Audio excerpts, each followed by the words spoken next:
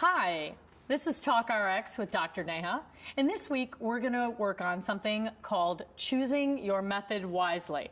And the reason I chose this week is because so many people ask me this question about, did I do this wrong? Did I communicate with somebody in the wrong way? Is that what caused a problem? And what they're talking about is the method in which they communicated. So should I not have emailed? Should I have texted instead or shown up in person? How do you know? Well, I'm going to teach you a quick rule that's going to show you, depending on the method you choose, matching with the level of importance of your conversation, you're going to know the perfect fit every time. So let's first start with the different methods of communication. So what's the most common way we communicate? Well, nowadays it's texting and emailing and chatting. So if you think about it, the amount of information you're sending is words only, right? In those mediums, black and white words. So, well, there's also emoticons and some other various GIFs and things that we started to add, but I'm not counting those quite yet. Now, the second level of communication happens around picking up the phone or leaving a voicemail. Now, that gives you words as well as tone. So that's a lot more information. And of course, the most information that you receive is when you are on video with someone or you're in person. And that's because you get body language, tone, and words. Now, when you're thinking about matching this to the level of importance of a conversation, this is what I'm talking about. And I'm just going to give you a few quick examples. A low level of importance would be something like checking in with someone on text to let them know you'll be there in 5 minutes, exactly like you said you would be.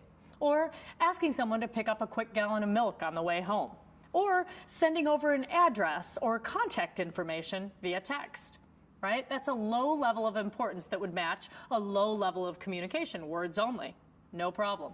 Now, when you move to what I was talking about, which is the phone where you have words and tone, and now you'd match that with a medium level of importance in communications. That would be something like last minute change in plans, or you got delayed in traffic, you want to let someone know, you want to make sure that you really got to them, not depending on them, you're not just depending on them making, checking their text. You want to make sure you talk to them in that experience.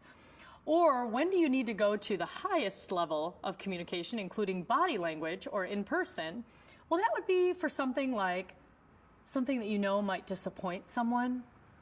As a physician, what that would mean is me delivering bad news, or also something like breaking off a romantic relationship. Those are high levels of importance, and they need to be done in person.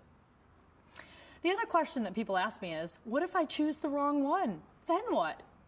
Well, if you choose the wrong one, you don't need to panic. It's just that as soon as you realize there's some conflict, let's say you send a quick text, and you get a response back that's surprising to you, that the other person was pretty surprised by what you just said, well, then it's time to go up a level, right? You want to go to the medium level of importance in your method, and you want to pick up the phone and talk to them. Or if you were talking on the phone and things aren't going quite right, it's time for you to go to making an appointment in person or getting on Skype, Google Hangouts, or some sort of video or in-person method of communicating. Because when you do, you both are able to gather more information and really understand each other better.